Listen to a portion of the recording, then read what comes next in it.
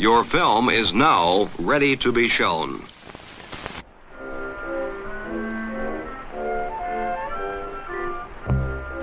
Good morning. I'm Justin Hendricks, editor of Tech Policy Press, a nonprofit media venture intended to provoke new ideas, debate, and discussion at the intersection of technology and democracy. Lots of voices are calling for the regulation of artificial intelligence. In the U.S., at present it seems there is no federal legislation close to becoming law. But in 2023 legislative sessions in states across the country, there has been a surge in AI laws proposed and passed, and some have already taken effect. To learn more about this wave of legislation, I spoke to two people who just posted a comprehensive review of AI laws in U.S. states. I'm Katrina Zhu. I'm a law clerk here at Epic, and I'm also a law student at the UCLA School of Law. And I'm Ben Winters. I'm senior counsel here at Epic. I'm so pleased that two of you could join me today to talk about this report you've just posted on the Epic website, the State of State AI Laws 2023. Another of these occasional roundups of legislative activity that Epic does. These are always great. And I think one that is incredibly pertinent at the moment, looking at artificial intelligence and legislation that might govern it in different ways. How long did this take to do? You've collected a bunch of stuff here. So Ben gave me this assignment at the beginning of the summer, around May, and it took me all summer to track down some laws. I did a lot of research in May and June, and I was pleased to find that there were some other laws that came out in June and July as well. So it took me about 3 months.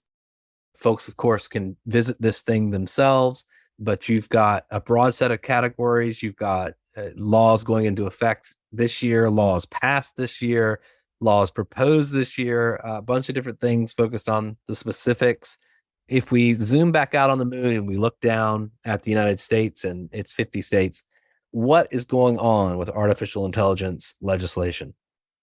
I would say that a lot of laws that have been passed and going into effect in 2023 are part of larger comprehensive consumer privacy bills. So a lot of these bills have general data protection requirements for certain data processors and controllers, and they also have AI provisions as well. Like they give consumers the ability to opt out of profiling or require impact assessments for controllers that are doing activities that have a heightened risk of harm, which includes some like AI and automated decision-making systems. There's a lot of laws being proposed in other states around specific industries, specifically employment, healthcare, generative AI, but we haven't really seen a lot of those laws being passed in 2023 yet. We'll get into some of the specifics as we go through the conversation, but maybe let's talk about just the laws going into effect this year. What are the key trends you're seeing about the things that are taking effect in 2023? And are there a couple of examples you'd share? So specifically, we found 6 laws with AI-related provisions going into effect this year. Of those, 5 of them are part of comprehensive consumer privacy bills, specifically in California, Colorado, Connecticut, Virginia, and Utah. So for example, the Colorado Privacy Act is a pretty good example to look at. They allow consumers to opt out of profiling and also require an impact assessment for systems engaging in behavior with a heightened risk of harm. And how about laws past this legislative session? How would you characterize the trends you're seeing of the laws that have made it their way through the state houses this year? We found 12 AI-related laws passed in 2023, and of those, 6 were part of broader privacy bills in Delaware, Indiana, Montana, Oregon, Tennessee, and Texas. Aside from those, there were not many substantive laws passed on AI. There were some around task forces, some around commissions, some declarations about the harms of AI, but not much substantive there. Are there a couple that you point to specifically, a couple that were interesting to you?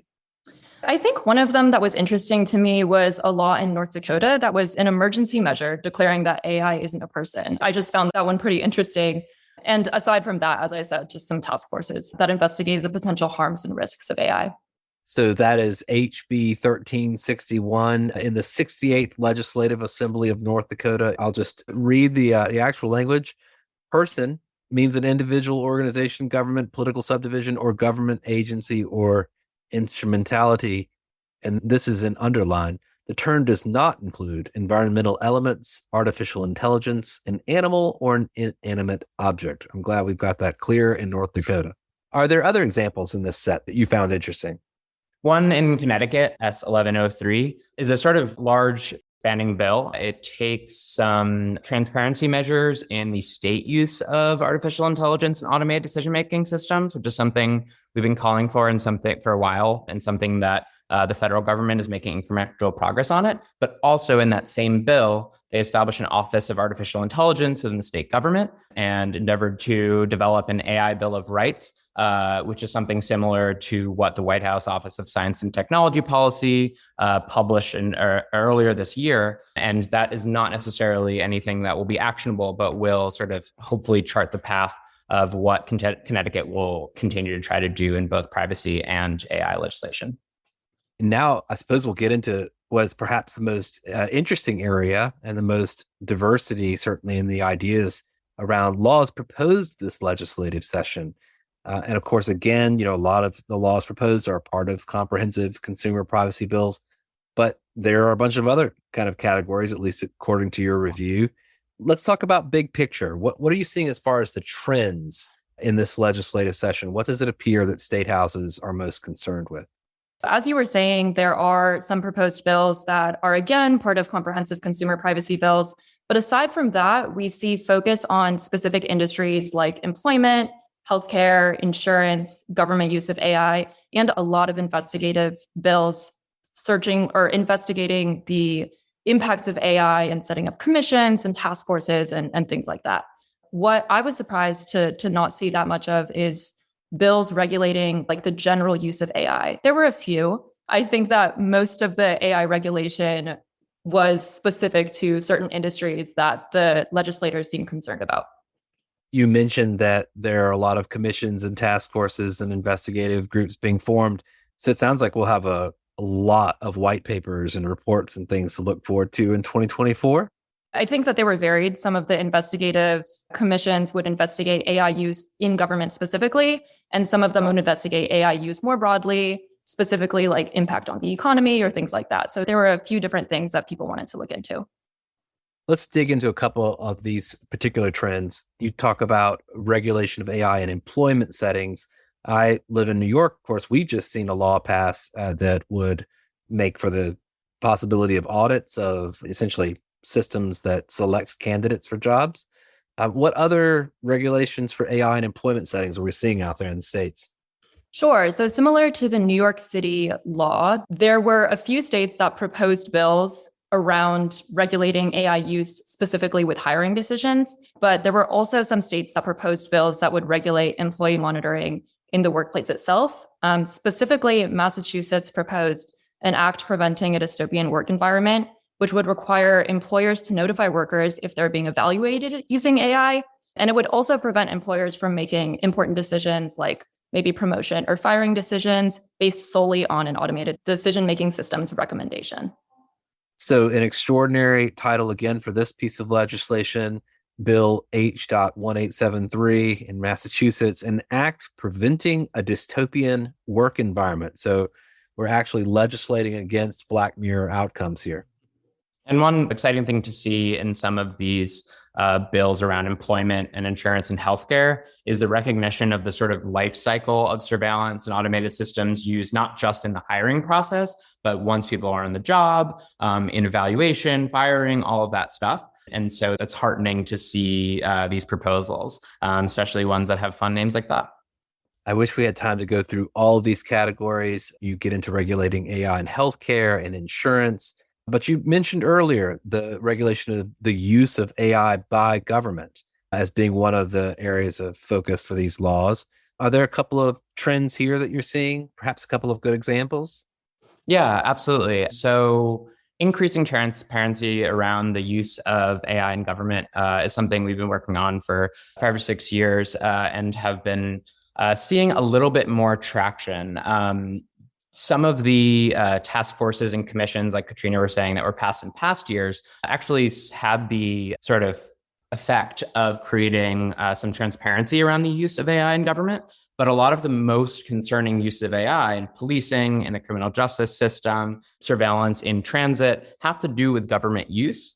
And it's long held that the government should have some sort of responsibility to its citizens. So I think that over corporations, the government use of AI is a really good place to start to lead by example. And so we're seeing a reflection of that, not only at the White House and in Congress a little bit, but in a lot of these states, right? And so I think one of the strongest ones is California, A302. It has a inventory of all high-risk automated decision-making systems used by state agencies. And so that is similar to what happened in the Connecticut bill. And so the Connecticut bill actually passed. So we'll be able to see a version of that soon. But both California and Washington for several years have been proposing these bills that sort of do a few things. One, create this list online, basically, of here are all the ways government is using AI, and here's maybe some of the data we're using related to that. And then also creates a specific prohibition on certain uses that are discriminatory against folks. Particularly, again, we see that a lot in the use of facial recognition,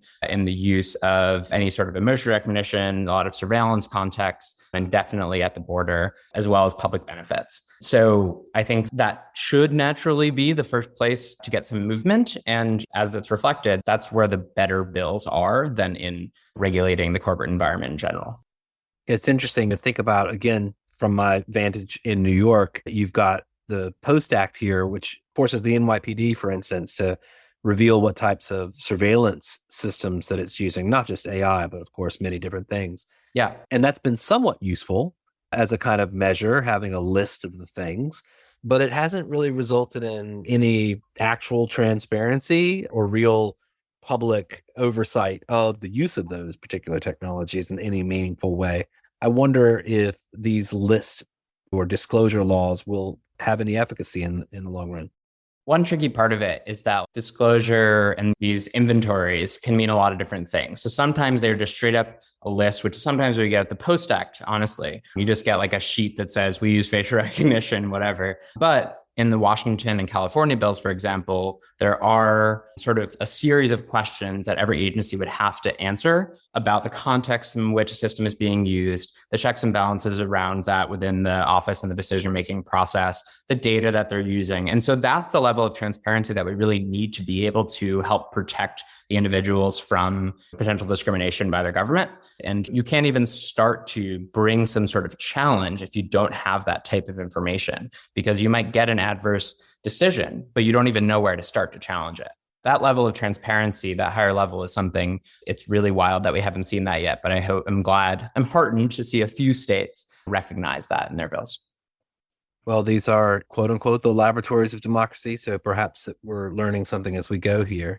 Let's look at another trend, regulating generative AI, of course, hot on the scene, ChatGPT, November 2022. Some state houses have already got round to this.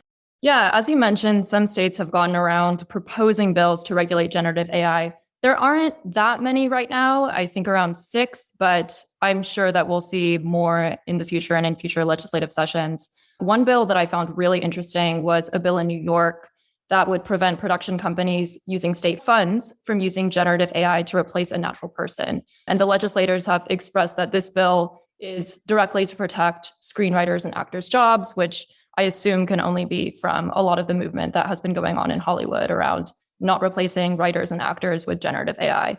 I see 2 here. One that would require advertisers to disclose their use of synthetic media in New York. Yep. One that would require political communications to disclose the use of synthetic media. And then another, as you say, that would prevent film production companies receiving production credit from using AI to replace actors in their productions. Of course, production credits are a big tax incentive in New York City, New York State. Yep. So it's interesting to see that come along. And one other sort of trend we're seeing is trying to glom onto some of the most impactful instances of generative AI. And so the New York A7106 that you just mentioned about disclosure in political communications gets at the fact that, especially in these upcoming election years, generative AI used misinformation regarding elections is going to be more and more prevalent. And so we saw that proposed at the federal level by Yvette Clarke. And there should be a little bit more than disclosure, but we'll take that. And then the other one that's really key is in Pennsylvania, H1063, specifically criminalizes disseminating basically revenge porn where using generative AI systems to create what look like real nude photos of somebody. And there's been a sort of open question in state laws about what a photograph actually means when it's illegal to disseminate those photographs. And because that was a really long, big movement to get that by itself. And so if it's not actually a photograph of that person, are people left a little bit in a lurch? And so this bill in Pennsylvania endeavors to clarify that explicitly through legislation. And I know that there were discussions around introducing that in California and other states. That's one of the major things to check out for. Are there things outside of the kind of key trends that you've gathered that are worthy of note?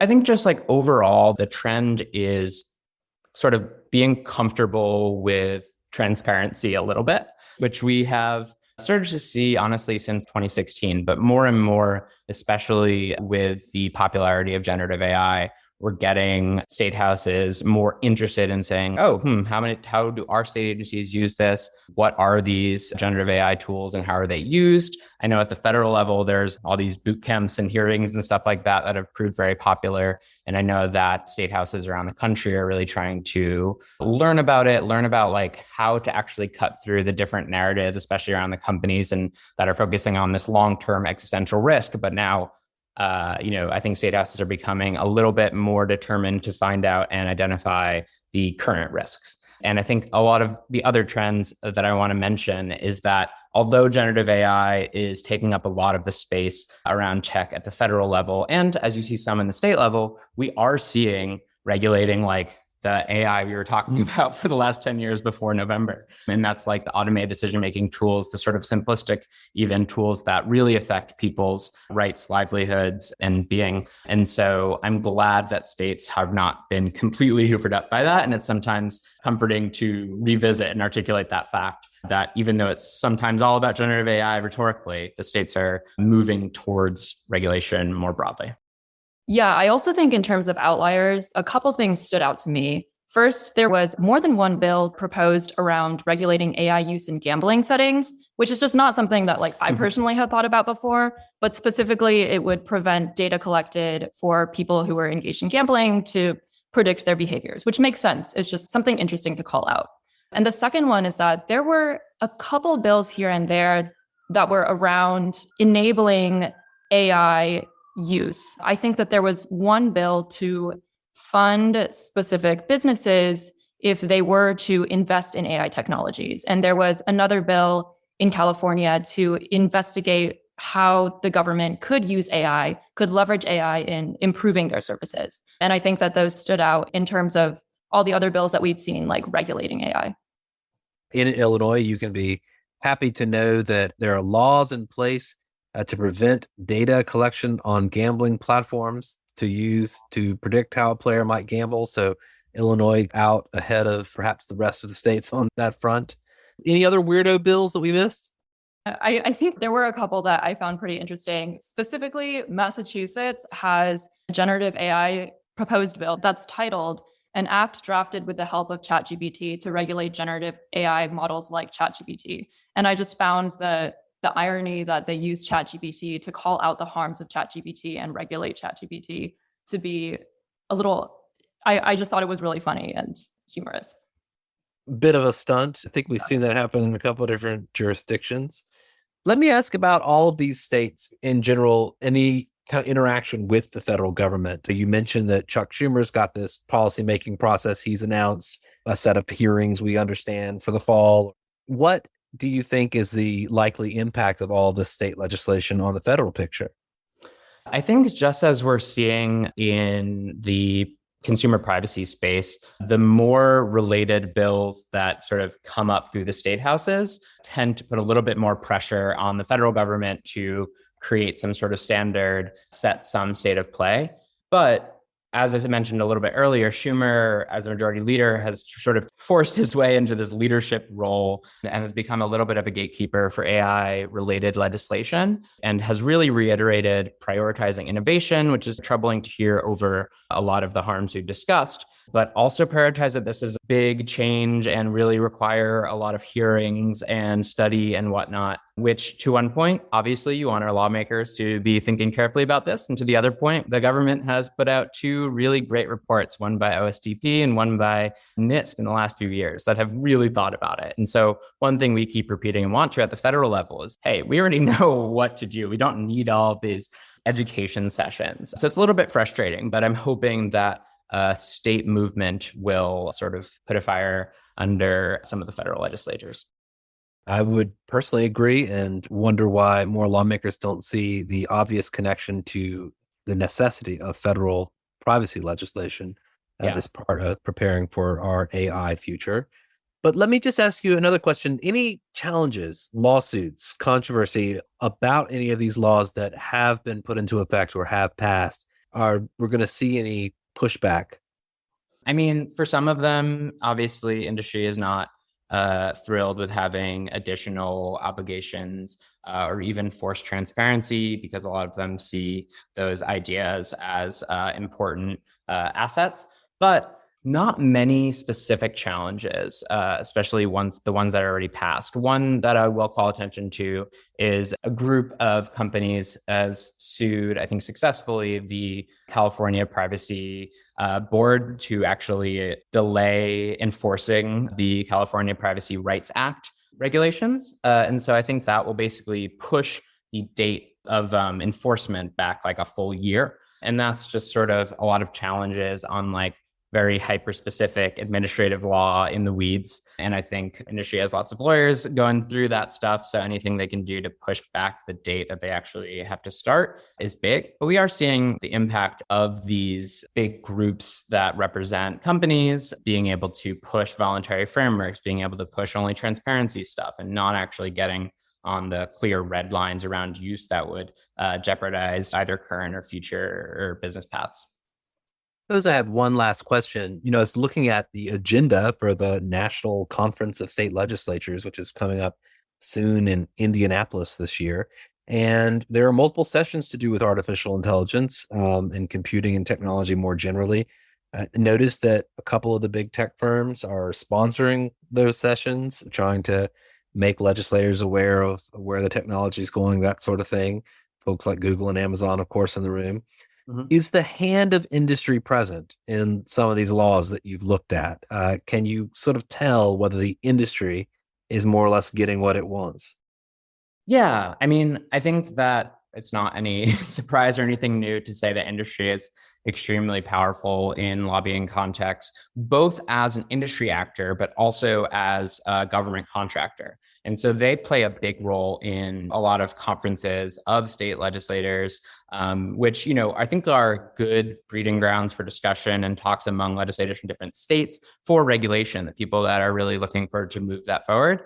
But again, with any of these gatherings, we see a lot of the influence of industry, like those two things you mentioned. 2 of the 4 total speakers among them are from Google and Amazon, who are both federal contractors and state contractors to the tunes of many millions of dollars, but also have a real stake in not having meaningful regulations. I think that they tend to create this sort of fear that they're going to stifle innovation, that they're going to get people away from putting data centers in their states, which are real moneymakers. And so I think that those sort of veiled threats, for lack of a better word, of adverse effects to their state and the economy is really what's keeping a lot of these bills fairly weak, fairly about the commission, study, task force level, because they are sort of being told that they don't get it, that they are going to ruin the consumer and economy experience and can't quite intervene yet. So we are totally seeing the impact of it, but thankfully not as explicitly yet as we see in the consumer privacy space, but I'm sure we will get there with more news.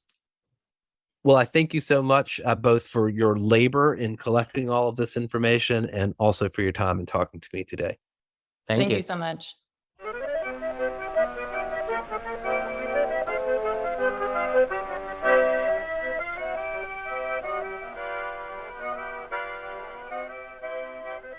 That's it for this episode. I hope you'll send your feedback. You can write to me at justin@techpolicy.press. Thanks to my guests, thanks to my co-founder Brian Jones, and thank you for listening.